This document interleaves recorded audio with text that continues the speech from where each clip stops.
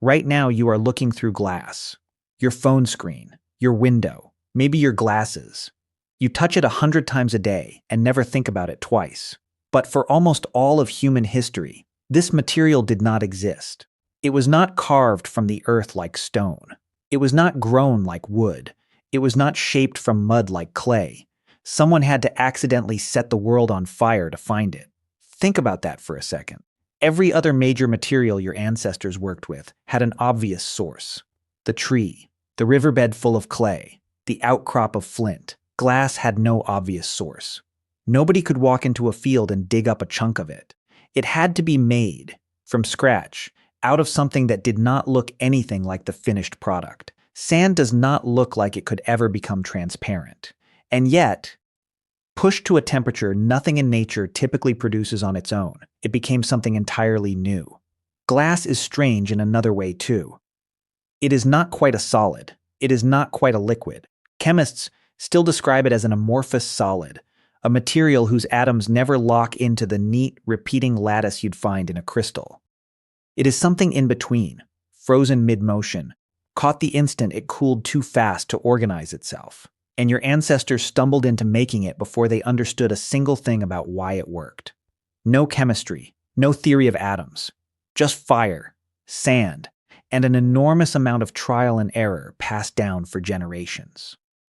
This is the story of how a substance nobody planned for became one of the most important materials your species has ever touched. Start with the myth, because the myth is where the story usually begins. The Roman historian Pliny the Elder wrote that Phoenician sailors, camped on a beach near the Belus River, propped their cooking pots on blocks of natron, a type of soda ash they were transporting. The fire grew hot, the sand beneath them mixed with the natron, and by morning, streams of a new clear material had hardened in the ashes. It is a beautiful story. It is also almost certainly not true. Here is what probably actually happened. Furnaces hot enough to melt sand into glass do not occur on a beach campfire. A campfire burns at somewhere around 600 to 900 degrees Celsius. Glass needs closer to 1,000 degrees, sustained, not just a brief flare. That kind of heat does not happen by accident on open sand. It happens in kilns built for something else entirely. Pottery kilns, metals melting furnaces. The kind of enclosed, controlled, oxygen-starved fire humans had already been building for thousands of years before glass shows up anywhere in the archaeological record. So picture it differently. Somewhere in Mesopotamia, or possibly Egypt, sometime around 3500 BCE, a potter or a metalworker is firing clay in a kiln lined with sand. Over and over, day after day, season after season, that same kiln gets used. The temperature climbs past 1,000 degrees Celsius. Trace minerals in the sand start to react with the ash and residue building up on the kiln's inner walls. And one day, when the fire finally dies down and someone reaches in to clear it out, there is a strange glassy residue clinging to the surface. Nobody set out to invent glass that day. Glass showed up uninvited, as a byproduct. An accident born from repetition. Thousands of fires, lit for entirely different reasons, quietly building toward a discovery nobody was chasing. This matters because it tells you something about how your ancestors actually discovered things. Not through grand insight, not through a flash of genius in a workshop, through noticing, through paying attention to the leftover, the residue, the thing that wasn't supposed to be there. Most people who saw that glassy slag stuck to a furnace wall probably scraped it off and threw it away without a second thought. It was waste. It was in the way. But somewhere, at some point, one person looked at it differently. What is this, they must have wondered. And can I make it happen again on purpose, instead of waiting for it to happen by chance? That single shift, from noticing an accident to deliberately trying to reproduce it, is arguably the real invention. Not the glass itself, the decision to treat a mistake as a question. The earliest glass objects were not windows, they were not cups.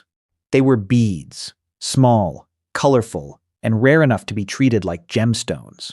Archaeologist Julian Henderson, who has spent decades analyzing the chemical composition of ancient glass, has traced some of the oldest known glass beads to sites in Mesopotamia and Egypt dating back over 5,000 years. These early glassmakers were not chemists. They had no idea that they were fusing silica with soda and lime. But through trial, through generations of half-understood recipes passed from craftsperson to craftsperson, they learned that certain sands, mixed with certain ashes, melted at certain temperatures into something no one had ever held before. Think about what that object must have felt like in someone's hand for the first time. Stone was familiar, wood was familiar, clay, once fired, was familiar, but this was transparent, or nearly so. It caught light in a way nothing natural did. It felt like holding something that shouldn't exist. It is no surprise that early glass was treated as a luxury reserved for royalty, for religious objects, for the wealthy few who could afford something this strange. For over 1,000 years after that, glass stayed small, literally. Ancient Egyptian and Mesopotamian glassmakers used a technique called core forming, where a core of mud, dung, and straw was shaped by hand into the rough form of a vessel's interior. That core was mounted on a rod, dipped repeatedly into molten glass, rolled and reheated and dipped again, layer after layer, until a wall of glass had built up around it. Once it cooled, the core was carefully scraped and picked out from the inside, leaving a small hollow vessel behind. It was slow, it was labor-intensive. It demanded skill that could take years to develop. And the results, even at their best, were small, thick-walled containers, rarely larger than a fist, used mostly for perfume, oil, and cosmetics that only the wealthy could afford. For over a millennium, that was the ceiling. Glass could be a bottle. It could not yet be a window. It could not yet be a cup for ordinary people to drink from. The technology to do more with it simply did not exist yet. Then, somewhere around the 1st century BCE, in the region of Roman Syria, everything changed. Someone discovered glassblowing. Nobody knows the exact name of the person who first pushed a hollow metal tube into molten glass and blew. But the effect of that discovery was immediate and explosive, in the most literal sense of expansion. Instead of laboriously building a vessel around a core over hours, a glassblower could inflate a bubble of molten glass in seconds. What used to take a full day's careful labor could now be shaped, stretched, and formed almost as fast as a person could breathe. This is one of those moments in history where a single technical shift doesn't just improve a process. It changes who gets access to something entirely. Before glassblowing, glass was for pharaohs and priests, for tombs and temples, for people whose status could justify hours of a craftsperson's labor for one small container. After glassblowing, within a few generations, glass cups were showing up in ordinary Roman households, on ordinary Roman tables, in the hands of people who were not royalty, not priests, not particularly wealthy at all. Archaeological digs across the Roman Empire, from Britain to North Africa to the Eastern Mediterranean, have turned up thousands of blown glass fragments in homes that were nowhere near wealthy. Cups, bowls, small jars for storing food, window panes, thick and greenish and imperfect, but window panes nonetheless, letting light into rooms that had once relied only on open doorways and oil lamps.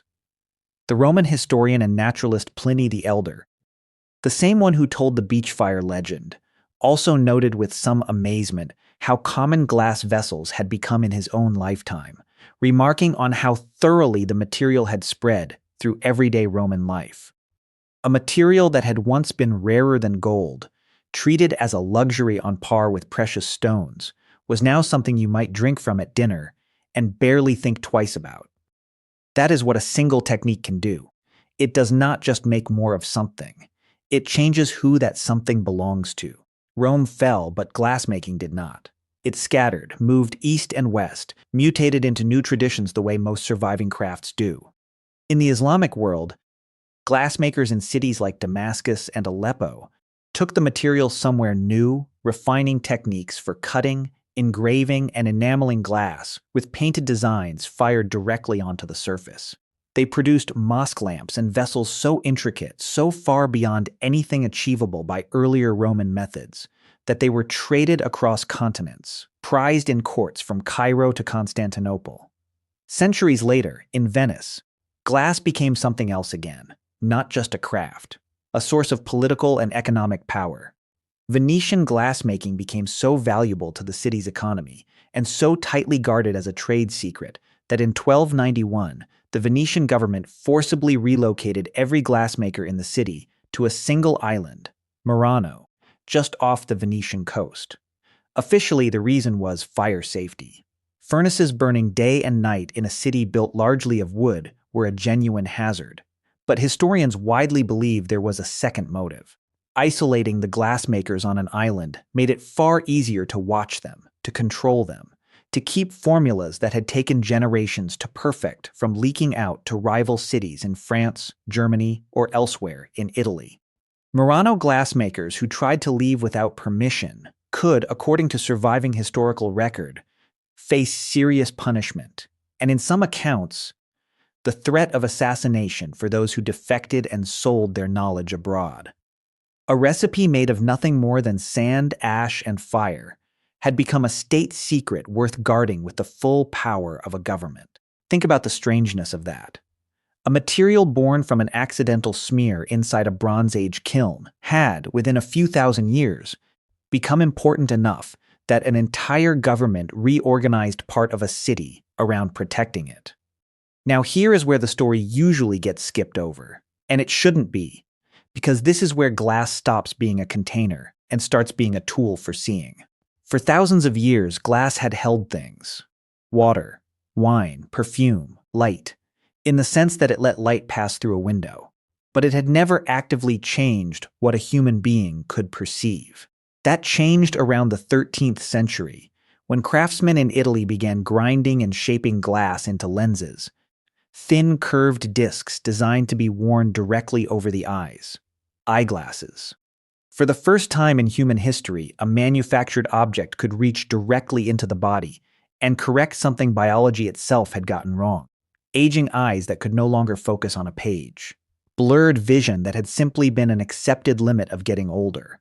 Suddenly, that limitation had a fix, made from the same basic material once scraped, half by accident, off the inside of a furnace wall. And once humans had lenses, they had a new question, the kind of question that only becomes obvious once the first tool already exists.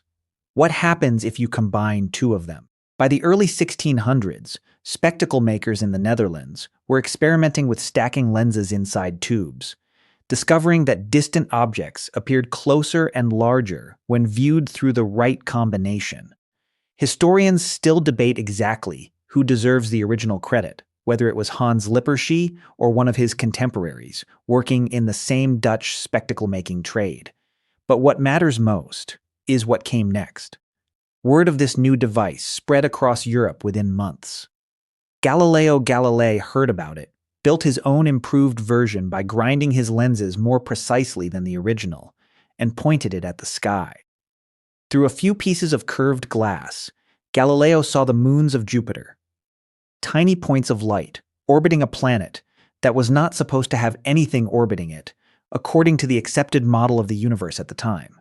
He saw that the moon's surface was covered in mountains and craters, rough and imperfect, not smooth and flawless as long believed. A material invented by accident in a Bronze Age furnace had, within a few thousand years, become the tool that let a human being look at another world and prove that the heavens were not what everyone assumed. It also let humans look the other direction, inward instead of outward. Around the same era, Dutch tradesman Antony van Leeuwenhoek began grinding his own tiny, remarkably precise glass lenses, achieving levels of magnification far beyond what any professional instrument maker of his time had managed. He was not a trained scientist. He was a cloth merchant with an obsessive hobby. Looking through his handmade lenses at a drop of pond water, he became the first person in recorded history to see bacteria. Entire living systems, moving, dividing, swarming, invisible to the naked eye for the entire span of human existence up to that point, made visible for the first time because of a small piece of carefully ground glass. Consider the strangeness of that. The same physical process, sand melted and reshaped under heat, revealed both the moons of Jupiter, hundreds of millions of kilometers away, and the existence of microscopic life, invisible at a distance of centimeters. One material, two directions. An entire universe opened up in both. Nobody who first noticed that glassy residue in a Mesopotamian kiln could possibly have imagined either outcome. Glass kept changing as the questions people asked of it changed. For most of its history, glassmaking stayed close to instinct and tradition, recipes handed down from master to apprentice, refined by trial and error over lifetimes, never fully explained by any underlying theory. Glassmakers knew what worked. They rarely knew why. That began to shift in the 19th century, when a German chemist named Otto Schott approached glass not as an inherited craft, but as a chemistry problem, waiting to be solved systematically. Working alongside physicist Ernst Abbe and industrialist Carl Zeiss in the German city of Jena, Schott spent years methodically testing how different mineral additions, from boron to barium, changed the physical properties of glass. Heat resistance, optical clarity, durability. Where earlier generations had refined their recipes through decades of accumulated intuition, Schott ran controlled experiments, varying one ingredient at a time, and carefully recording the results, treating glass with the same rigor a chemist might apply to any other reaction. His work laid the foundation for modern industrial and scientific glass, and helped make possible the precise, reliable lenses that would go on to power the telescopes, microscopes, and cameras of the next century. And even in the 20th century, with all of that accumulated chemistry, glass kept surprising the very people trying to control it. In 1952, a chemist at Corning Glass Works named Donald Stuckey was running an experiment on a type of photosensitive glass, testing how it responded to controlled heating. A furnace malfunctioned overnight, and a sample was accidentally heated to nearly 900 degrees Celsius, far beyond what the experiment called for, and far beyond what the glass should have survived. Expecting to find a ruined, melted mess in the morning, Stuckey instead found a milky white plate. Frustrated, or perhaps just careless in his disappointment, he dropped it. It did not shatter the way glass is supposed to. It bounced. That accident, a malfunction nobody planned, and a near miss that could easily have been dismissed as ruined material, led to the development of pyroceram, an ultra-durable glass-ceramic material that became the foundation for Corningware cookware, and eventually, entire generations of tougher glass used in everything from missile nose cones to the display on the phone in your pocket right now. Once again, the biggest leap forward in glass history came not from a plan, but from a mistake someone was curious enough to examine, instead of sweeping into the trash. Which brings you back to the object in your hand, or the window beside you, or the lens in front of your eyes right now, if you wear them. Every piece of glass you touch today carries all of it. The accidental furnace residue from 5,000 years ago. The first bead a craftsperson decided to make on purpose. The breath of a Roman glassblower, turning minutes of labor into seconds. The guarded secrets of Murano. The curved lenses that let one man see craters on the moon and another see bacteria in a drop of pond water. A broken furnace in a 1950s laboratory that refused to shatter when it hit the floor. None of it was inevitable. At almost every stage, this material's future depended on someone noticing something they were not looking for and deciding it was worth a second look. The residue in the kiln. The lens that magnified more than expected. The glass that bounced instead of breaking. So the next time you catch your reflection in a window, or send a message through a screen made of the same basic ingredients your ancestors first fused together by accident over an open fire, remember what you are actually looking through. Not just sand and heat. You are looking through thousands of years of people who paid attention when something unexpected happened and decided not to look away.